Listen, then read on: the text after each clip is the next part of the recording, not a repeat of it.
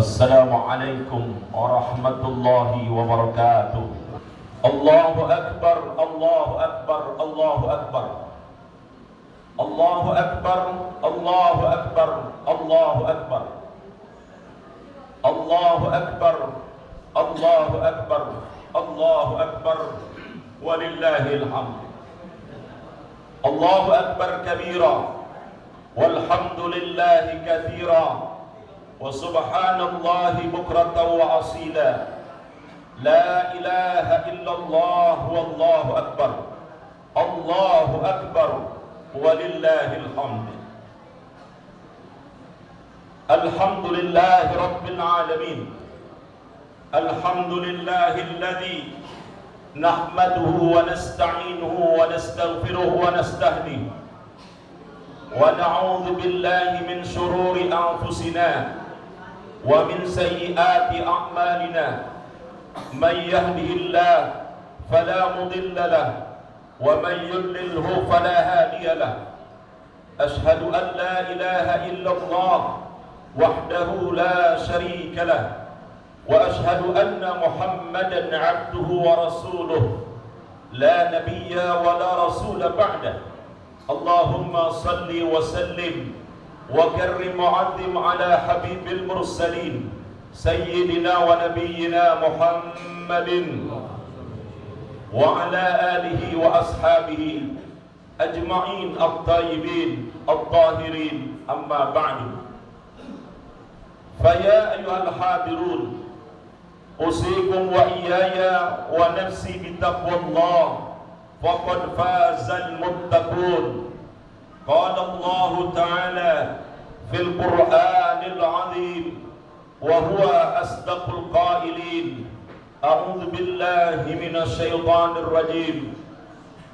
وسارعوا إلى مغفرة من ربكم وجنة أرضها السماوات والأرض أعدت للمتقين الذين ينفقون في السراء والضراء والكاظمين الغيظ والعافين عن الناس والله يحب المحسنين. صدق الله العظيم.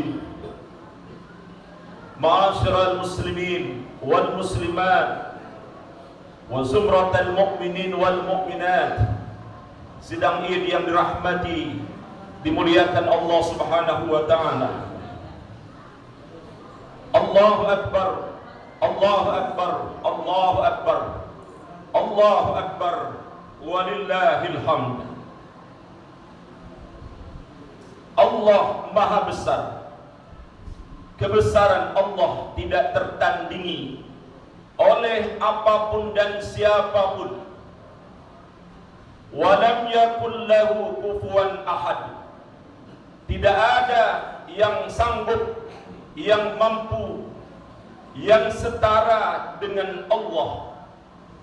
Karena itu, pada momen Idul Fitri ini, di mana kita disunnahkan untuk mengumandangkan takbir Allahu Akbar, Allahu Akbar, Allahu Akbar, bukan sekedar lisan, bukan sekedar kata-kata Allah Maha Besar, tapi hendaknya setiap pribadi muslim, setiap pribadi mukmin memasukkan ke dalam hati yang terdalam bahwa sesungguhnya Allah Maha Besar.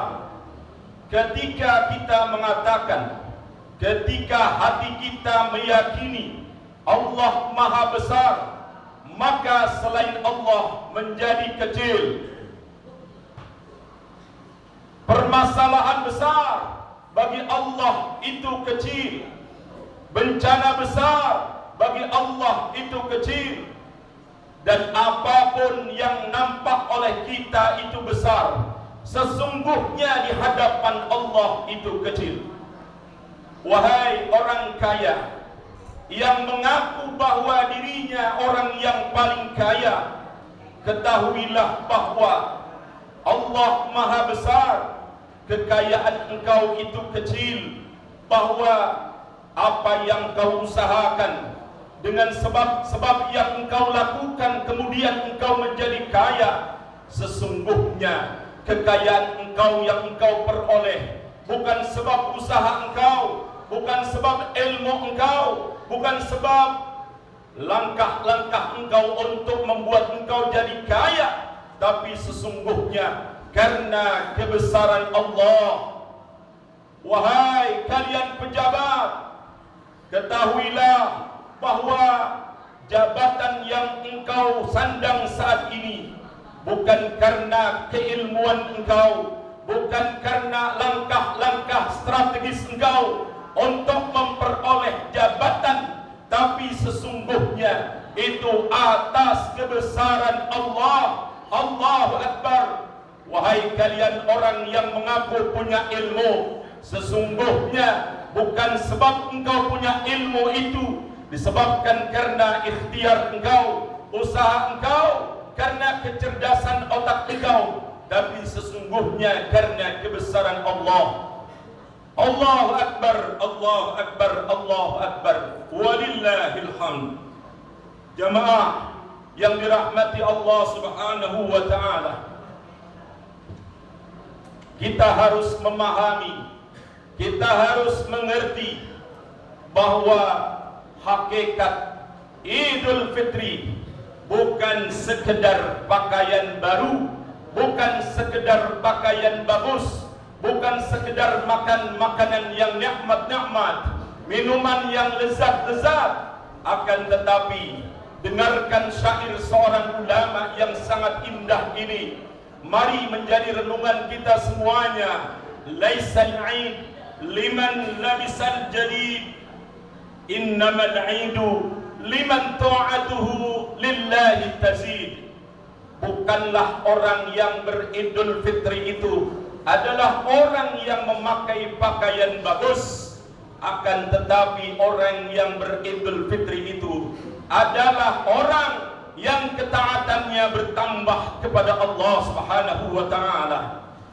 Laisal 'id liman tajammala bil malbus wal markub ghufirat lahu ad-dunub, innamal 'id liman ghufirat lahu ad-dunub.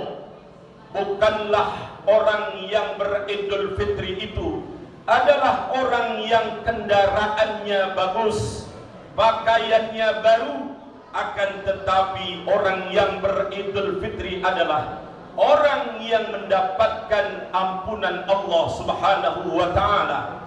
Laisal 'id liman akala at-tayyibat wa tamatta'a bisyahawat wal ladzat, lakinnal 'id liman qubilat taubatuhu wa budilat sayyi'atuhu hasanat. Bukanlah orang yang beridul fitri adalah orang yang makanan-makanannya enak-enak, lezat-lezat dengan memenuhi syahwatnya. Akan tetapi orang yang beridul fitri adalah orang yang taubatnya diterima oleh Allah, keburukannya dia ganti dengan kebaikan. Allahu Akbar, Allahu Akbar, walillahil hamd. Jamaah yang dirahmati Allah Subhanahu wa ta'ala, pesan Allah dalam surah Ali Imran bahwa kita diperintahkan oleh Allah untuk bersegera menuju ampunan dan surganya Allah. Kenapa disuruh bersegera menuju ampunan dan surganya Allah? Karena kita tidak tahu kapan kita ini wafatnya, matinya, berapa lama usia kita tinggal di dunia ini. Karena itu Allah sampaikan, wasari'u ila maghfiratin min rabbikum wa jannah. Hendaknya wahai manusia, kalian bersegera menuju ampunan Allah, menuju surganya Allah Subhanahu wa ta'ala. U'iddat lil muttaqin, surga yang seluas langit dan bumi disediakan untuk orang-orang yang bertakwa. Jamaah yang dirahmati Allah, Allah kasih ciri orang yang menjadi ahli surga. setelah kita mengikuti gemblengan Ramadan selama 1 bulan ini, harapan besarnya dari Allah adalah la'allakum tattaqun, supaya kalian menjadi hamba-hamba Allah yang bertakwa. Siapa itu hamba-hamba Allah yang bertakwa, yang menjadi ahli surga, yang sudah disediakan surganya oleh Allah seluas langit dan bumi? Yaitu yang pertama, alladzina yunfikuna fis sarra wad dharra, yaitu orang yang komitmen, orang yang senantiasa mengeluarkan infaknya, baik berupa hartanya maupun kekuatannya, jasanya, dan apapun yang dia miliki, dia infakkan untuk Allah. Dalam keadaan senang tidak senang, dalam keadaan susah maupun gampang, dalam keadaan miskin maupun kaya, dalam berbagai macam keadaan, penduduk ahli surga, ahlu surga, orang-orang yang muttaqin, dia tetap berinfak. Jamaah yang dirahmati Allah Subhanahu wa taala, yakini infak yang kita keluarkan untuk menolong agama Allah, infak yang kita keluarkan untuk musalla, untuk masjid, untuk kaum muslimin, untuk orang-orang miskin, sesungguhnya bukan infak, bukan harta yang sia-sia. Justru infak itulah yang akan membela kita, yang akan menghantarkan kita masuk surganya Allah Subhanahu wa taala. Dan yakinlah, apa yang kita keluarkan berupa infak, apapun bentuknya, itu adalah pertolongan. Dan yakini, wallahu fi aunil abdi madamal abdu fi auni akhir. Allah senantiasa akan menolong hambanya selama hamba itu mau menolong saudaranya. Jamaah sekalian, ketika intan surullah yansurkum, ketika kalian menolong agama Allah, Allah pasti akan menolong kalian. Ketika kalian tidak mau menolong agama Allah, ketahui bahwa Allah tidak akan menolong kita semuanya.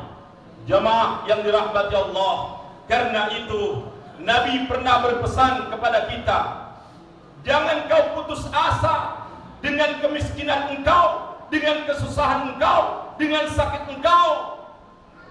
Ittaqun nar bisyikki tamrat, kata Nabi, hindarilah neraka dengan sepotong kurma, dengan sebiji kurma. Jamaah, ini Nabi berjanji, ketika kita mengeluarkan infak kita, hanya sebutir kurma, hanya sepotong kurma, bisa menyelamatkan kita dari api nerakanya Allah Subhanahu wa taala. Oleh karena itu, kita jangan berputus asa untuk menolong agama Allah, menolong syariat Allah, menolong kaum muslimin, menolong orang-orang yang membutuhkan pertolongan kita. Kita tolong, karena Allah pasti menolong kita semuanya. Allahu Akbar, Allahu Akbar, walillahil hamd. Orang yang mengaku penduduk ahli surga, dia pasti berkomitmen dan terus mengeluarkan infaknya. Jemaah sekalian, berikutnya tanda orang yang muttaqin, tanda penduduk ahli surga itu adalah wal kadhiminal ghaidha, menahan amarah. Jamaah yang dirahmati Allah, berapa banyak keluarga yang hancur gara-gara tidak bisa menahan emosi, menahan amarah. Berapa banyak sebuah negeri hancur gara-gara emosi, marah. Berapa banyak tatanan sosial masyarakat yang hancur gara-gara amarah. Berapa banyak adik kakak marah, hancur persaudaraan. Berapa banyak orang tua yang dimarahi anaknya, orang tua memarahi anaknya, tidak tanya, tidak tegur sapa, gara-gara amarah. Dan amarah ini yang diumbar bukan tanda orang yang bertakwa, tanda orang yang muttaqin, yang bertakwa, yang dia ahlu surga adalah dia memiliki kemampuan untuk mengendalikan emosi dan marahnya. Apa kata Nabi? Laisa syadid bisurra'ah, bahwa sesungguhnya orang kuat itu adalah bukan orang yang jago berantem, jago bulat. Walakinna syadid alladhi yamliku nafsahu indal ghadab. Akan tetapi orang kuat, orang kokoh, orang hebat adalah orang yang mampu mengendalikan amarahnya ketika dia marah. Jemaah yang dirahmati Allah, seorang sahabat datang kepada Nabi, "Ya Rasulullah, ausini, ausini, ausini, wahai Rasul, nasihatkan aku, berikan aku wasiat, berikan aku wasiat." Apa kata Nabi? La taghdab, la taghdab, la taghdab, faraddada miraran. Kata Nabi, jangan kau sering marah, jangan marah-marah, jangan suka emosi dan mengumbar amarah, karena itu berbahaya. Innal ghadaba minasyaiton, karena sesungguhnya marah, emosi, temperamental itu adalah langkah-langkah setan, itu adalah perbuatan setan. Oleh karena itu, jangan kau gampang marah. Aisyah pernah berkata, lillahi durrut taqwa ma tarakat lidi ghaidin shifa'an. Alangkah indahnya sifat ketakwaan itu, yang tidak ada bekas marah sedikit pun di dalam hatinya. Jamaah yang dirahmati Allah, kalau begitu orang bertakwa tidak gampang emosi, tidak gampang marah, dan tidak berperilaku temperamental. Allahu Akbar, Allahu Akbar, Allahu Akbar, walillahil hamd. Peringkat berikutnya, tanda orang muttaqin berikutnya adalah wal afina 'anil nas. Ketika wal kadhiminal ghaidha, dia masih menahan marah, mengendalikan emosinya, mengendalikan marahnya, masih ada dendam, masih ada sisa-sisa emosi, masih ada sisa-sisa luka di dalam hatinya. Tapi wal afina 'anil nas, orang yang suka memaafkan orang lain, dia hapus, tidak ada lagi luka, tidak ada lagi noda di dalam hatinya, tidak ada lagi marah, tidak ada lagi dendam di dalam hatinya. Orang muttaqin yang sudah mengikuti gemblengan Ramadan, tidak ada lagi dendam, semua dihapus sama dia, seakan-akan tidak pernah terjadi apapun dengan orang lain. Jamaah yang dirahmati Allah, wahai orang tua yang pernah tersakiti anaknya, yang pernah tersakiti oleh sikap anaknya, hapuskan di dalam batin engkau, wahai orang tua. Jangan kau biarkan dendam, emosi, marah ada dan bercokol di dalam jiwa engkau, karena itu bukan sifat orang yang bertakwa. Maafkan anak-anakmu, wahai anak-anak yang engkau pernah dilukai oleh orang tua engkau. Janganlah engkau menaruh dendam sama orang tua engkau. Janganlah engkau menyimpan luka di dalam hati engkau terhadap orang tua engkau, karena engkau tidak akan pernah ada barokahnya dan tidak akan pernah bisa selamat di alam dunia dan alam akhirat, karena engkau masih menyimpan luka dengan orang tua engkau. Hapus, seakan-akan engkau tidak pernah tersakiti oleh orang tua engkau. Wahai kaum muslimin yang pernah tersakiti hatimu, hati engkau oleh tetangga yang lain, oleh kaum muslimin yang lain, hendaknya engkau hapus Karena itu bukan karakter orang yang muttaqin. Orang yang muttaqin gampang memaafkan dan menghapus dosa-dosa yang pernah dilakukan oleh orang lain kepada engkau. Jamaah yang dirahmati Allah Subhanahu wa taala, Allahu akbar, Allahu akbar, Allahu akbar, Allahu akbar walillahil hamd. Nabi pernah berpesan, man sarrahu ayyushrafa lahul bunyan wa tarfa'u lahu darajat falyafu amman zalamahu wa yu'ti man harramahu wa yasila man qata'ahu.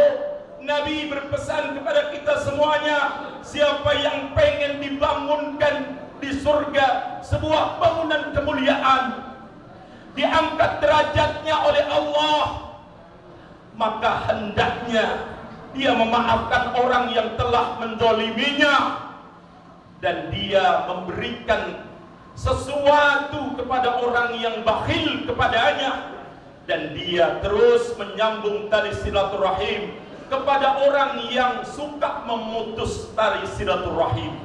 Jamaah yang dirahmati Allah, ini janji Rasulullah yang tidak mungkin Rasulullah memungkiri janjinya. Allahu akbar, Allahu akbar, Allahu akbar, walillahil hamd.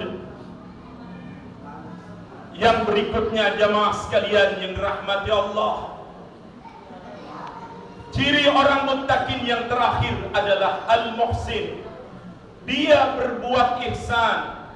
Dia sudah hapus dendam, kusumat, marah, emosi yang ada di dalam jiwanya, yang ada di dalam hatinya.